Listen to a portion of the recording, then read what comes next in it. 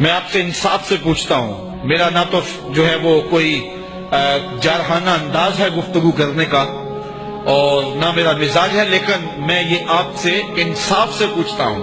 اگر آپ اپنی نسل نو کو یہ بتائیں کہ نبی دیوار کے پیچھے نہیں جانتا، دیوار کے پیچھے کیا ہے اس کو نہیں جانتا، تو مجھے بتائیں کہ اس کے سینے میں کیا رسول اللہ کا پیار پیدا ہوگا؟ وہ کیا نہیں پوچھے گا کہ آج جدید ٹیکنالوجی کے ذریعے زمین کی کوکھ میں چھپے ہوئے تیل کو تو دیکھا جا سکتا ہے، پہاڑوں کی رگوں میں کہاں سونا ہے اور کہاں قیمتی دھاتیں ہیں یہ تو دیکھنا ممکن ہے، اور نبی دیوار کے پیچھے بھی نہیں دیکھ سکتا؟ تو سائنس آگے چلی گئی، نبی پیچھے رہ گیا۔ اس کو بتانا پڑے گا کہ یہ کسی نے اندھیرے میں بیٹھ کے لکھا ہے،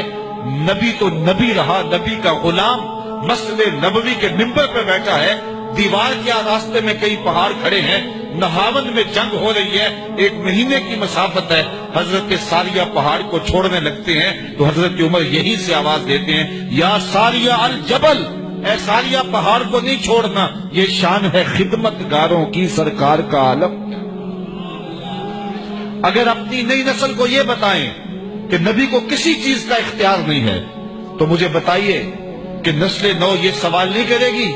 کہ آج انسانی اختیار کا عالم یہ ہے کہ ہواؤں کو مسخر کر لیا گیا ہے، چاند کی چھاتی روندی جا چکی ہے، مریخ کے سفر کی تیاریاں ہیں، ایٹم کا کلیجہ شک کر لیا گیا ہے، پانی کو مسخر کر لیا گیا ہے اور پوری دنیا گلوبل ولیج بن گئی ہے، تو کیا نبی کسی چیز کا بھی اختیار نہیں رکھتا؟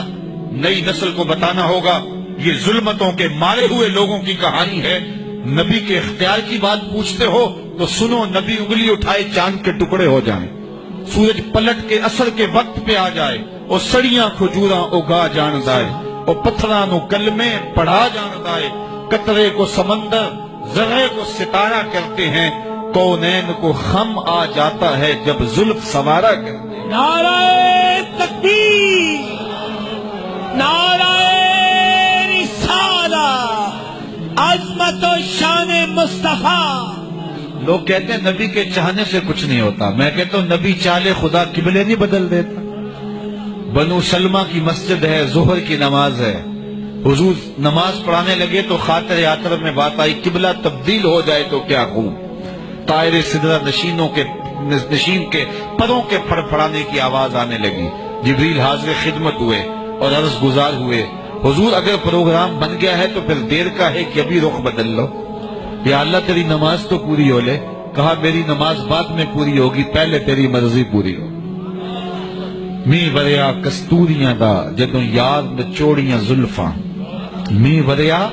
کستوریاں دا جدوں یار نچوڑیاں زلفاں،